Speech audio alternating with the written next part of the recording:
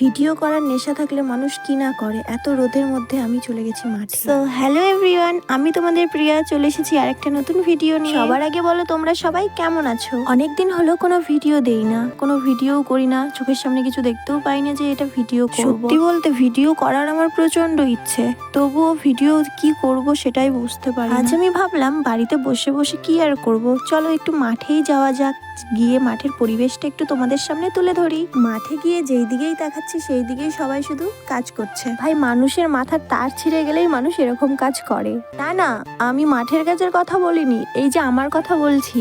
কারণ এই রোদের মধ্যে আমি চলে গেছি মাঠে। ভাবা যায় মাথার ঠিক কয়টা তার ছিঁড়ে গেলে মানুষ এই দুপুরবেলা রোদের মধ্যে মাঠে যাই ভিডিও করতে, আমাকে একটু বলবে। আর আমার মতো কে কে ভিডিও পাগল আছো সেটাও বলবে। রোদের মধ্যে ভিডিও করতে যাওয়া কম ব্যাপার, তবুও ভাইরাল হতে পারছি না গাইস। অনেকে আছে যেমন পাড়ার কাকিমা, আরো অনেক ফ্রেন্ড সার্কেলের মধ্যেও ভাবে যে ভিডিও করে তার কাটার মতো, কোনোদিন ভাইরাল টাইরাল হতে পারবে না, শুধু শুধু ভিডিও করে। অনেকে আছে আবার লাইক টাইক কিছুই করে না। নিজের যারা চেনা মানুষদের শুধু ভিউসে দেখা যায়, আর অচেনা মানুষদের লাইক কমেন্টে দেখা যায়, এটাই পার্থক্য। আবার কিছু কিছু পাবলিক আছে আমার না আছে ফ্রেন্ডে, না আছে ফলোয়ার্সে, অথচ আমার আইডি রোজ সার্চ মারে দেখে।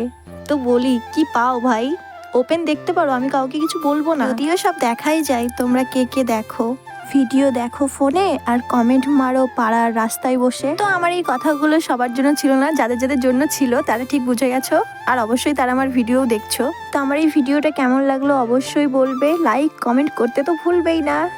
Bye bye.